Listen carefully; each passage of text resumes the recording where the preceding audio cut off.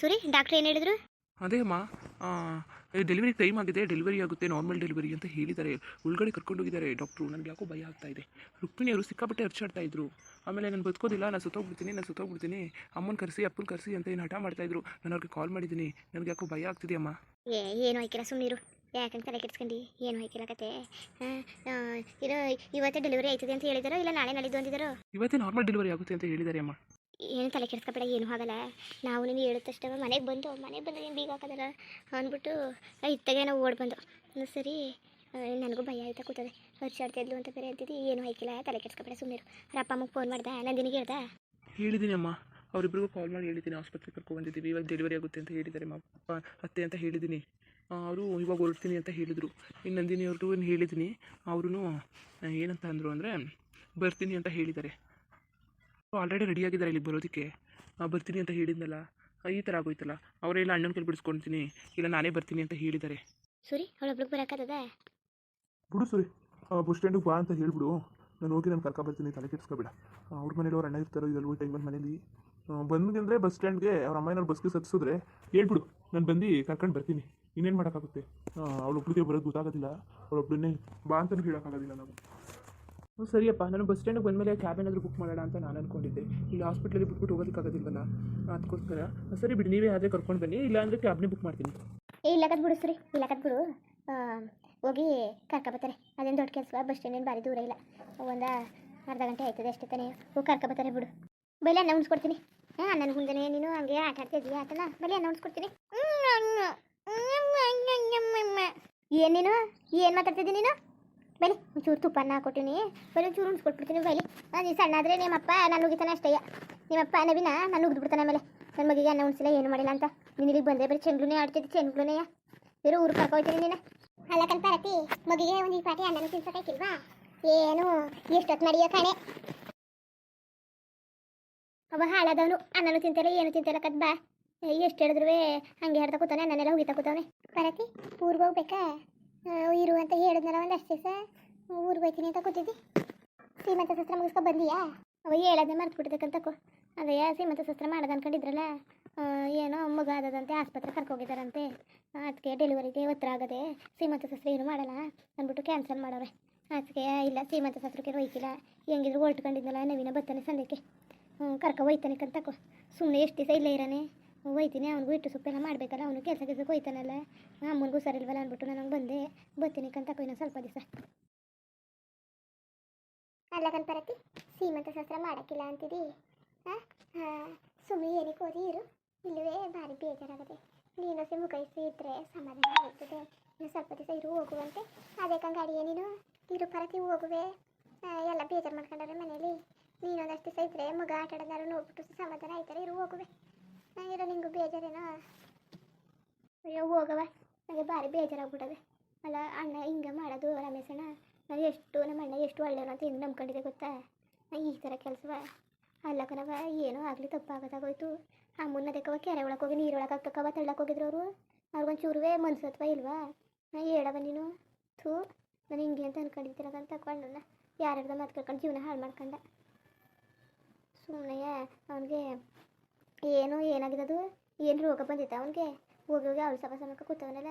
ಹಿಂಗೆಲ್ಲ ಬಂದರೆ ಅಣ್ಣ ಹಿಂಗೆಲ್ಲ ಮಾಡ್ಕೊಂಡವನೇ ಅಂತಂದರೆ ನನಗೆ ನಾಚಿಕೆ ಆಯ್ತದೆ.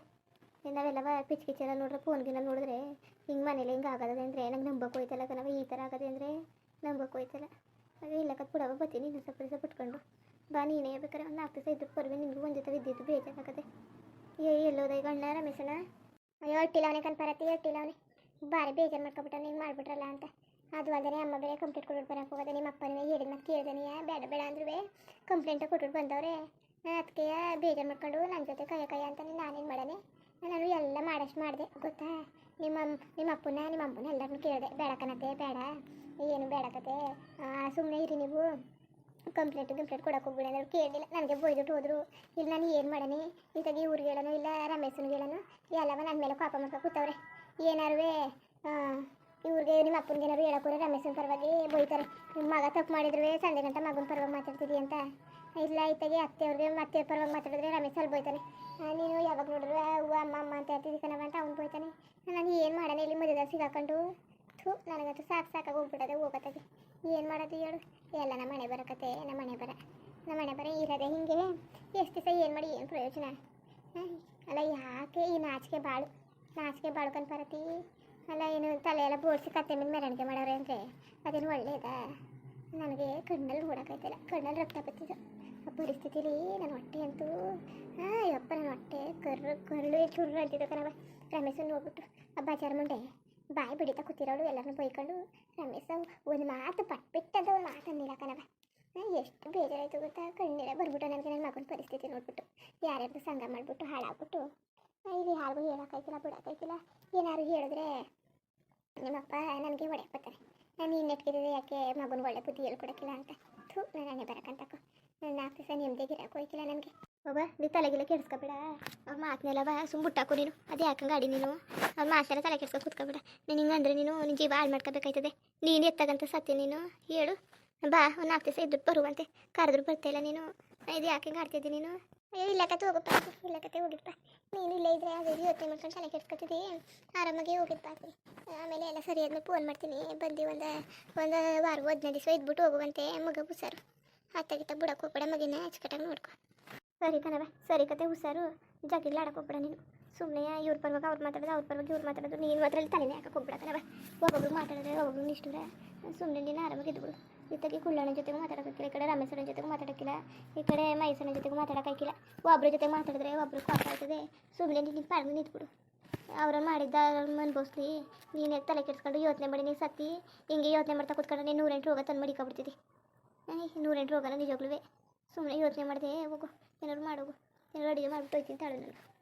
ಪಾರತಿ ಅಡುಗೆನೂ ಬೇಡ ಏನು ಬೇಡ ಕತೆ ಹೋಗು, ನಾನು ಮಾಡ್ಕೊತೀನಂತೆ ತಲೆ ಕೆಡ್ಸ್ಕೊಬೇಡ. ಇನ್ನು ನವೀನ ಬಂದಾನ ತಳ ಬಾಡಿಗೆ ಏನಾದ್ರು ತರಿಸ್ತೀನಿ. ಬೇಡ ಕಣವ, ಏನು ಮಾಡಕ್ಕೆ ತರಿಸಿ ಬಾಡಿಗೆ ಇನ್ನೆಲ್ಲವ. ಈಗಲೇ ದೊಡ್ಡ ಹರಿಕತೆ ರಾಮಾಯಣ ಕೂತದೆ. ಏನು ಬೇಡ ಬೇಡ ಮೀನು ಬೇಡ ಕತೆ ಸುಮ್ಮನಿರು. ನವೀನ ಬರ್ತಾನೆ, ನಾನು ಹೋಯ್ತೀನಿ. ಏನೋ ಇವಳು ನಂದಿನಿನೂ ಇದ್ಲು ಮಗಿನ ನೋಡೋಕೆ, ಮಗಿನ ಜೊತೆ ಆಟಾಡ್ತೀನಿ ಅಂದ್ಬಿಟ್ಟು ಅವಳು ಊರ್ಕೊಂಡಾಯ್ತಾಳೆ. ಪಾಪ ಅವಳು ಒಂದು 4 ದಿವಸ ಇದ್ಬಿಟ್ಟು ಹೋಗೋದನ್ಕ ಬಂದಿದ್ಲು. ನಾನು ಇತ್ತ ಕಡ್ದು ಬಂದಲ್ಲ, ಮಗಿ ಕಡ್ರೆ ಭಾರಿ ಆಸೆ ಅವಳಿಗೆ. ಊರಿಗೆ ಹೋಗಿದ್ದು ವಾಪಸ್ ಬಾ ಅಂತೀನಿ ನಾನು. ಅವಳಿಗೂ ಏನು ಮಾಡಲಿಲ್ಲ ಕಣವ. ಪಾಪ ಬಂದಿದ್ಲು ಬಸ್ರಿ ಬೇರೆ ಏನಾದ್ರು ಮಾಡ್ಕೊಡೋದಂದ್ರೆ ಏನು ಮಾಡ್ಕೊಡ್ಲಿಲ್ಲ.